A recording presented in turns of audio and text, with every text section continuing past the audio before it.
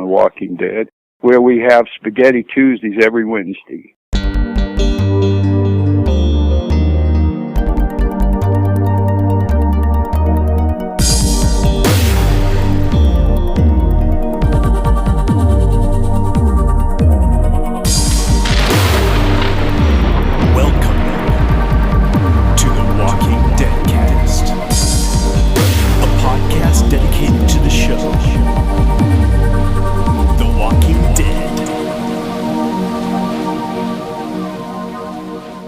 Hey everybody, welcome to our podcast. I'm Jason.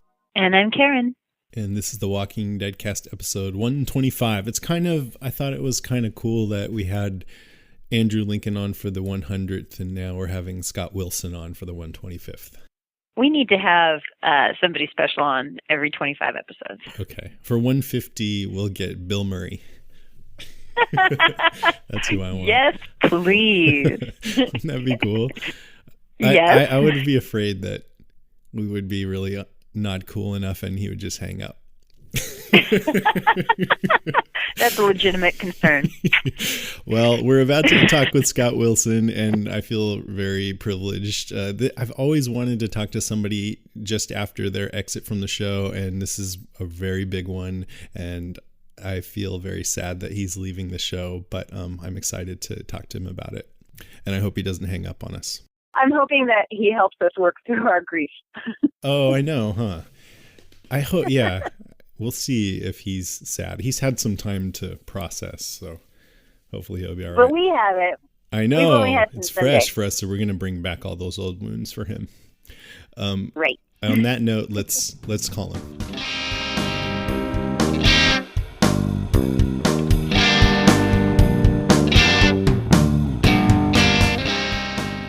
Hello. Scott. Yes. Hi. I'm Jason, and I've got Karen here with me. Cool. Hi, How Scott. are you guys? Good. How are you? Great. You're in LA, huh? I'm in LA, yes. Yeah. And you are in San Francisco. San Francisco. Yeah. San Francisco. We're on the same coast. I know. How about that? We're so happy to talk to you. I mean, I feel very honored actually to be talking to you because you're such a huge presence on the show and after this, big exit. So thanks so much for joining us. We appreciate it. It's my pleasure. It's great talking to you. I just wanted to first just let you know that after that episode, we had more people write into our podcast about the show. We do a podcast about The Walking Dead than we've ever had before, and a lot of them said that they cried when they watched it, and many said that you were Herschel was their favorite person on the show, and you've built him into such a strong character. So we just want to thank you for all the work you've done. Well, I appreciate it. And we'll miss you. It's nice. I was wondering if you could please come back and haunt Rick as a ghost. Well, you'll have to talk to the writers about that. Okay, we'll send him an email. But it's been fun. The whole time's been fun. I'll be happy to haunt anyone. How has this week been for you? Oh, it's been very, I guess, withdrawal, stuff like that, knowing that I won't be going back. It's been 2.5 years of involvement, and you make very, very close friends over that period of time with the actors and the crew and the writers, everyone involved, the directors. Of course that friendship will continue. You just won't see the people as often. It's been a few months since you filmed this scene, I think. So I'm curious, have you stayed in contact with people? Well, yeah, I continue to see and am in communication with a lot of them. Some of them live here in Los Angeles, some of the cast, and then I have been back in Atlanta, and I saw a lot of them then. I played golf with some of the people that were on the show, crew and cast. So it isn't like it's all over. At least the friendships aren't over. That's a good thing. That's very good to hear. I don't know that I would play golf with David Morrissey just because he's pretty lethal with a golf club. Yeah. Well, he's a wonderful actor, and he played a great governor, and if you got to go, I guess you should go in a dramatic fashion. Mm-hmm. And it was a great ride. was a great ride. 2.5 years of really wonderful character arcing and seeing the character grow and change and evolve, maintaining his kind of his core principles. But it's been fun. It's been fun watching all the other characters develop, and I totally had a great time. So, and it's great to be involved in something that the fans have responded to so strongly, and that it has such a big fan base. Just speaking of that, about Herschel's journey on the show, it seemed like, well, obviously from the very beginning, he was a hero. The first thing we saw him do was help to heal Carl. But very quickly after that, he was protective of his farm, and he really wanted to push Rick and his crew to go and be somewhere else. And then over the seasons, we've seen Herschel develop more into someone who wants to include people. So I was wondering, what you thought, how that change happened, and was there like a pivotal moment that made him change his point of view on that kind of thing? I don't know. I think that from the first episode that he was in on the farm, he and Rick were out on the front porch, and they were talking about the Black Plague and about different diseases and about, the tragedies that mankind has been faced with going back to the Dark Ages. And so it's something that he was always aware of and was trying to deal with in his own way. And of course, the first season he was there, he had his barn full of his friends and family and his wife, and hoping that there would be a cure. There wasn't. He was wrong. He came to realize that in episode 8 of the second season. Mm-hmm. And he fell off the wagon, goes to the bar, and mm-hmm. But he never really lost his core principles, his trying to find the humanity in this apocalyptic world, and how do you hold on to it, and how do you nurture it, and to have so that he and the other people could have some kind of quality of life, as well as trying to survive in that, the apocalyptic world that they lived in. So it was interesting, trying to stay on track with that and trying to project that even when there wasn't dialogue to support that. Though there were great scenes, I'm not knocking the writing. I think the writing is fantastic. But I think those elements were there. Him looking for the humanity and seeing and realizing that there had to be a way for people to interact with each other. Yeah, definitely. And especially that came across in your very last scene where you're looking on at Rick, and Rick is inviting the governor and his crew to come and live in the prison, and you just have this look on your face like you're a proud father, and it feels like, oh yes, he's taught Rick a lesson. And I wonder if, this show can be so depressing because we watch these characters grow and get to love them, and then they die. And so I thought maybe that was your way of just the happiest possible ending for this kind of a show, to project that in that last moment. Well, I think so. And maybe it shows that Rick and the other characters involved in the show have heard some of what Herschel had to say, and also Herschel kind of leading by example, mm-hmm. by doing what he feels is right. I love the episode in 403 where he was talking about, you step outside, you risk your life, you take a drink of water, boom. It's just a question of what you're risking your life for. So it's was a wonderful speech. The writers did a great job there. Yes. And I think that's pretty much true. It's really, if you take that out of an apocalyptic situation, those are still kind of words of wisdom in a way. What are you doing with your life? How are you spending your time? What are you doing? So it's those are good words, good writing. And of course, it was followed up on in 405, where he does go in and is working with the sick, the people with the flu, and risking his life there and to save lives. And so anyway, he was a very heroic character. It was a wonderful opportunity that I had to play him. Yeah.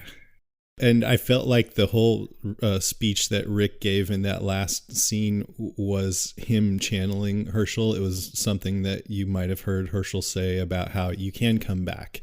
And we've all done dark things, but we can come back. You're right. I think maybe it was even in the first episode of this season, he said that very thing, that you can come back. Yeah. A lot of Rick's dialogue was language that Herschel had used earlier. So, I mean, and personally, I love that speech because I love on the show when they're more inclusive versus being paranoid and just killing before asking questions. But then I wonder, okay, Rick made that speech and then there was chaos and destruction and murder. And I just wonder if you think, will Rick continue to hold those lessons, or will he feel like, oh, that did not work? You know, I think there are times when you are caught up in survival mode, when the characters in the show are really struggling to survive. And I think if they're, and I also think, by the way, that Rick and the other characters that have been involved since the first season, all of them have a real moral basis. They all have a innate goodness about them. Do they stay on track all the time? No. Maybe Herschel was just the vocal expression of the humanity in all of them, and helped magnify that in the other characters because he was more expressive about those issues. So it was, again, I think maybe that's one reason the audience responds to everyone, because they see the humanity in each one of the characters in the show. Yep.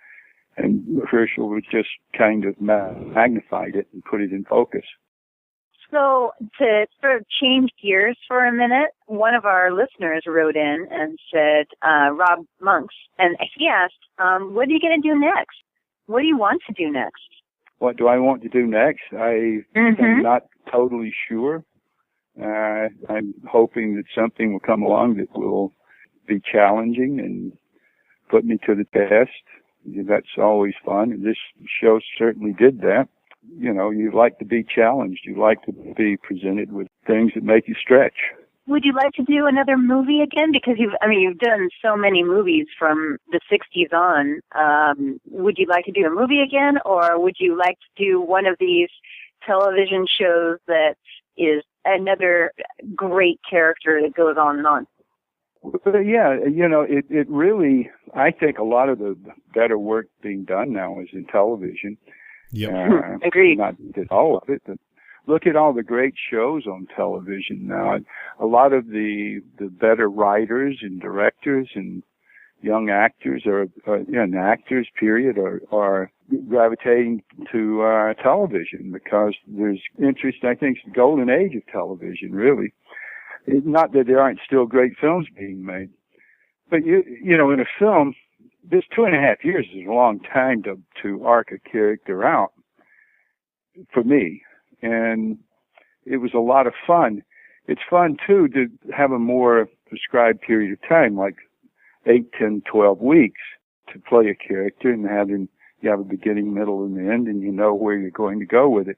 And in this show, you would see a line sometimes and say, this will have a payoff somewhere down the road, but you don't know where. So you're really kind of shooting in the dark at times, but you want to have that thread that keeps your character together. So you notice lines in a different way than you do with a film. So both are fun. Both are a lot of fun. We have another listener, Eric Fenton. He wants to know if you're going to keep your beard and ponytail. That's a good question. I tell you that actually I did something recently on a pilot for another show that I can't go into what it is right now, but I did it with the ponytail and the beard, and so there may be a couple of more shows that I do on that. So I suppose I have to at least keep it for a while. Awesome. That's your signature. Okay. Lucas Bell wants to know, because of the age and experience different, what was it like to have scenes with Chandler Riggs as opposed to the other actors? Oh, it's fantastic. Even when 4 years ago, when he was much younger, he was so focused and such a gifted actor, and such, and he's just growing and getting better and better. It's been fun for me watching him grow, and the challenges that they throw at him, he just handles them like the water off of a duck's back. He just takes them and gobbles them up. He's like a sponge. Nice. Jason Williams wants to know, if Herschel had a chance to say goodbye to Maggie and Beth, what would he say? Oh, goodness. That's a tough one. I mean, I think that I don't know. In a way, I kind of think that Herschel has right along with his behavior, as much as what he has verbally said to them, has tried to show them that he is supportive of them and that he wants the best for them, and he's trying to be protective of them. Like in 405, when Maggie wanted to come in and he protected her from seeing Glenn. He didn't want her to come into the prison because he knew that she would be exposed to the flu and to the situation was in the prison. Mm-hmm. So I think at the end of the day, he can feel that he covered pretty much the bases that needed to be covered. I don't think he has any regrets of saying I should have done this or done that with one character or the other. Great. I think he covered the bases with Glenn and with Rick certainly, and there's been with some nice exchanges with Daryl. So, and Carol, looking back, I would love to have had more scenes with some of the characters that I didn't have enough scenes with, but still, when they were in group situations, there was an obvious bond between them. So Carol's one that you particularly would have liked to have more scenes with? Oh, Carol and Daryl and all of them, really. Yeah. I'm sure you've talked about this probably more than you'd want to, but I wonder if you could describe for our listeners what it was like to film that death scene. Well, I tell you, it was really it was a couple of days there. But I loved the scene. I loved the way it was structured and directed and set up. You had this tank with these heavy duty weapons down below, and you had Rick walking down the hill with a pistol strapped to his hip. I just got a big kick out of that. It's like a shootout at the OK Corral, only they have heavy duty machinery and you have a pistol. I mean, I just love that concept. It's taking the Western and really stacking the deck, but there he goes with his pistol on his hip. And when I came in that morning, and all of the crew and the cast and the production, everyone was on the set before I got there, and they were wearing suspenders, Herschel suspenders, and they were all applauding when I came on. It was quite touching. Nice. Yeah, it was very touching, and I, remember that from now on. A nice send-off. That's great. I wonder, I feel almost sorry for David Morrissey because he did such a brilliant job on the show, but since everyone thinks of him as a villain, then maybe he's not getting quite the warm reception from fans and people as you are because you played such a beloved character. Have you thought about that much? Well, I have thought about it, and I think the more people vilify him, the more it speaks to his role, how well he played it. Maybe Herschel should have taken him out. Or maybe they should have taken each other out. Not that I'm trying to rewrite what was done, but oh, that's funny. Have you I was going to ask how you felt about Herschel not getting to come back as a zombie, but then I realized Herschel's head might become a zombie head pretty soon. Have you thought about that? Well, I try not to think too much beyond that because I'm not sure that the zombies think. Got it. And it's kind of neat when they made the head, they chopped my head off. They made a head for Herschel, and I have it in my closet now in a trash bag. So I have two heads. Hey, say two heads are better than one. Right. That's right. I read that you said that in another interview, so I just quickly this morning asked our listeners to give some advice on what you should do with that head. Would you like to hear their suggestions? I would love to hear that, yeah. Okay. Gracie Lou says, put a Santa hat on it and set it out for the holidays each year. Cool. Stuart McIntyre said, put it on a wall like you do with a deer head, mount it on the wall. Right. Anthony Farnsworth Cool. said, put it in an aquarium and give it to David Morrissey. Oh, that's an interesting thought. Megan Lehman said, put it on a pike in your yard every Halloween. Oh, there you go. And there's two more. Shayna Rendena says, bring it to Walker Stalker Con for us all to see. Ah, okay, there we are. And Charlotte Masters said, a Christmas present. Right. Pretty gruesome. A friend of mine That's said our- that I should let people take pictures with it. Heck yeah. Yes. By the way, I saw you. Karen and I were both out at Walker Stalker Con, and it seemed like you guys were all having a great time. I'm wondering how that was for you, and also if it was tough to just know that you weren't going to be on the show anymore. Was that in the back of your mind? Well, I mean, I think that by the time we did that, I was already done. Yeah. I was done. Yeah, it was after I'd been killed off. I don't have to be hiding things now. That's one good thing about it. Yeah. I'm generally speaking more not holding things and, holding things back and keeping secrets. So that part of it will be over because I won't know any more than the rest of the fans will know about what's going to happen. So I can get angry and jump up and down and holler at the screen and say no or yeah, yay, and all that stuff. So you're definitely going to keep watching? Yeah, this is my family, and I love watching them work, and it'd be interesting for me to see what happens to them. Nice. What will you miss most about working on this show?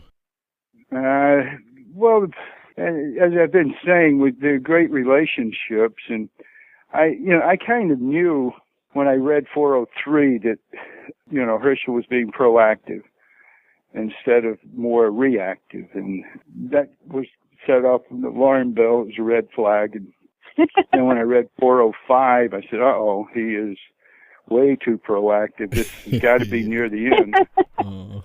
And it was. And so I will miss having scenes to play with these actors, as well as watching them and interacting with them on a more daily basis. And also we played golf together back there. Not that I'm a good golfer, I'm not, but it was still fun to go out and play golf with the cast and crew, the ones that played, and having dinners with them.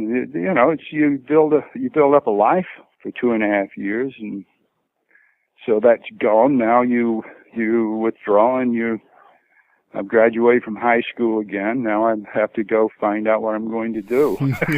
Yeah. Before we close out, is there anything else that you'd just like to say to the fans? Well, I just would like to thank you for appreciating the work that I've done and that everyone on the show has done. It means a lot to all of the cast and to everyone involved with the show. And I have to say, I don't know that anyone could have expected it to go over the way it has. Mm-hmm. I mean, yes, there were people that were involved in it, Frank Darabont and Gillian Hurd. You know that they know what they're doing, and you know that they have a good eye for material, and that's one reason I was interested in doing it. And they were right, but I don't know if they even realized how right they were. And of course, it's been a lot of fun. It was a great ride. And I guess from now on, I'll be Herschel. Well, yes, and I was going to say, I'm glad to see that you are going to be coming to some of these conventions and that you're always still going to be a part of the family. And as fans, we're never going to forget you. Yeah, I may be going up to San Francisco there sometime pretty soon. Oh, cool. For a convention or something? Yeah, I think there's one up there. All right. Well, we'll keep an eye out for that. Well, you walk up and say hello. Did you say hello at the Walker Stalker? Yes, And you were You so did? kind. Yes, I came up to you, Scott, and I said how much I love you. And, of course, that's me gushing. But I also told you that I absolutely adored you in Junebug. I had just seen Junebug, and I just had to tell you again how awesome you were in that movie. And I just loved it. And, yeah, you were so kind to me. Yeah, that was a lot of fun. I tell you what, get a copy of A Year of the Quiet Sun. If you like Junebug, get a copy of A Year of the Quiet Sun. It's partially subtitled. It's a film that we made back in 1984 in Poland during martial law. But it is available. You can find it. And if you like Junebug, you might like that. Great. Fantastic. We're going to do that. That was a film that we tried to get made for 9 years. And finally we got it made, and for very little money. And we won the Golden Lion at the Venice Film Festival with it. It's oh, my God, that's fantastic. All right, we're looking that up. Thank you, Scott. Year of the Quiet Sun. Thank you. Thank you for being so patient with this delay. I think once we kind of got a rhythm going, it went pretty well. I don't know why that happened, but we really enjoyed talking to you. I enjoyed it. Okay, it was wonderful. Right. Thank you. We'll see you again so sometime. Much, Scott. Take care. All right. Thank you. Take care. Bye-bye. Bye.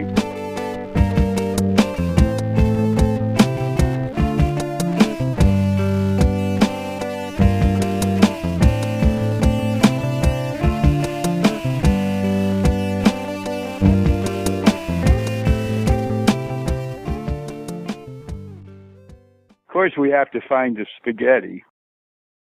Anyway, boomba. What does it mean to live for the common good? Introducing the Garrison Institute presents The Common Good, the brand new podcast from the Garrison Institute, a leading not-for-profit organization exploring the intersection of contemplation and engaged action in the world. Hosted by me, Jonathan F.P. Rose, a co-founder of the Garrison Institute, the series dives into the threads that bind us all. First, you'll discover the interdependent nature of life with environmental entrepreneur Paul Hawken and trailblazing plant intelligence researcher Monica Gagliano. Next, we unlock the mysteries of the mind with renowned psychiatrist Dan Siegel and Pulitzer Prize-winning author Siddhartha Mukherjee. Finally, we experience compassion and action with social justice activist Conda Mason and environmental leader Bill McKibben. We invite you to listen, reflect, and join us in